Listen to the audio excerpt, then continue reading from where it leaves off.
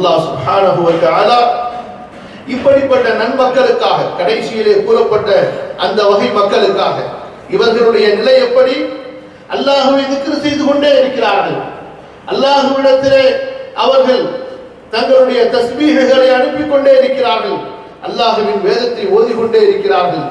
இவர்களுக்கென்று அல்லாஹ் சுப்ஹானஹு வ தஆலா விசேஷமான ஒரு ஏற்பாட்டை வைத்திருக்கிறார். மன் ஷகலஹுல் குர்ஆனு அன் மஸ்அலதி, குர்ஆன் ஓதுவதிலே ஈடுபட்ட காரணத்தால் என்னிடத்தில் தன் தேவைகளை கேட்க முடியாமல் ஆகிவிட்டவர்களுக்கு என்னிடத்தில் பிரார்த்திப்பவர்களுக்கு நான் கொடுப்பதை விட சிறந்ததை கொடுப்பேன் என்று அல்லாஹ் சொல்கிறார். இதில் இன்னொரு விஷயம் என்னவென்றால், ஒருவர் குர்ஆன் ஓதும் பொழுது குர்ஆனிலே என்ன இருக்கிறது? அல்லாஹ்வுடைய புகழ் இருக்கிறது, அல்லாஹ்வுடைய திக்ர் இருக்கிறது. அந்த குர்ஆனில் நபிமார்கள் அல்லாஹ்விடத்திலே கேட்ட துஆக்களும் சாலிஹீன்கள் அல்லாஹ்விடத்திலே கேட்ட துஆக்களும் இருக்கின்றன.